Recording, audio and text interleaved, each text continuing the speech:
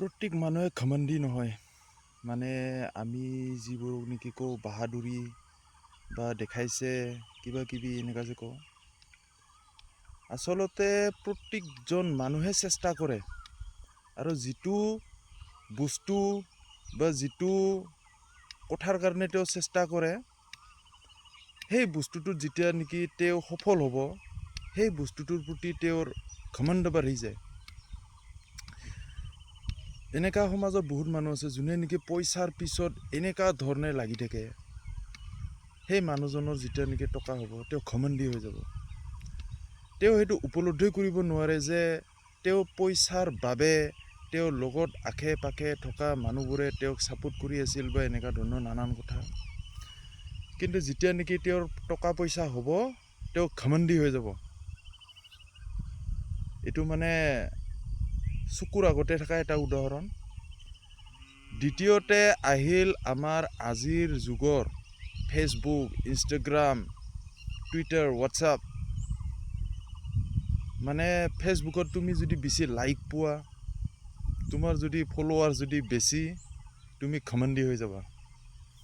আগতে যেতিয়া নেকি তুমি যাকে তাকে কমেণ্ট ৰিপ্লাই দিছিলা, তুমি আজিকালি নিদিয়া হৈ যাবা। এইটো এটা পৰি যায় ঘমণ্ডিৰ মানে লক্ষণ, যিটো নেকি আজিৰ সমাজে গঢ়ি উঠিছে। ঘমণ্ডি হোৱাটো ভাল, তুমি কষ্ট কৰিছা সেইটোৰ কাৰণে, তোমাৰ সেইটো মানে কি বুলি কয় অধিকাৰ আছে। কিন্তু প্ৰত্যেকজন মানুহে এটা সময়ৰ পাছত সেই ঘমণ্ডিটো গুচি যায়।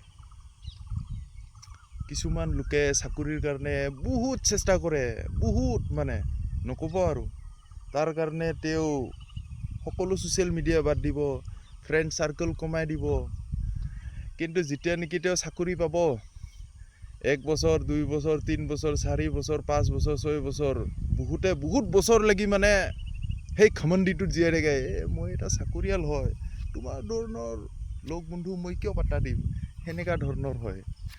কিন্তু কিছুমান বহুত কম সংখ্যক আৰু 2% 3%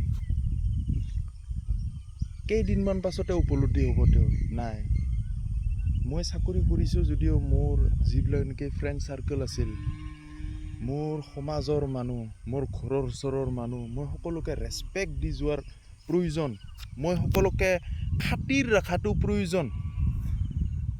আপুনি খাতিৰ ৰাখে নাৰাখে সেইটো পাছৰ কথা, কিন্তু আপুনি দেখাওক যে মই কেয়াৰ কৰোঁ, যে মই তোমাৰ কথাটো পাত্তা দিছোঁ, সেনেকুৱা ধৰণৰ।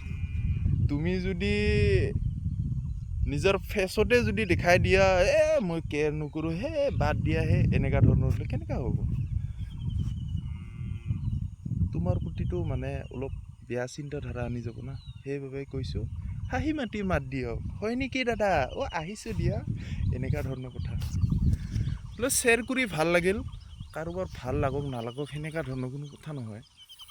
এইবিলাক হ'ল আজিৰ সমাজৰ মানে সৰু সৰু কথা। ঘমণ্ডি নহ'ব, হয় যদিও আপুনি মনৰ পৰা হওক, কিন্তু আপুনি ফেচত যিটো নেকি এক্সপ্ৰেশ্যন সেইটো মানে হাঁহি জিলিকাই ৰাখক, বুজিছে? কাৰোবাক খং মনেৰে হ'লেও মানে ফেচেৰে কেতিয়াও এক্সপ্ৰেছ নকৰিব, হাঁহি মাতি মাত দিয়ক। প্ৰয়োজন হ'লে আপুনি তাক ভাল পাওক নাপাওক সেইটো পাছৰ কথা, কিন্তু প্ৰত্যেকজন মানুহকে হাঁহি মুখে মাত দিয়ক, মৰম কৰা শিকক। প্ৰয়োজন হ'লে বেয়া পোৱাৰ কাৰণ বেলেগো হ'ব পাৰে, কিন্তু মানে হাঁহি মাতি মাত দিয়াটো শিকক।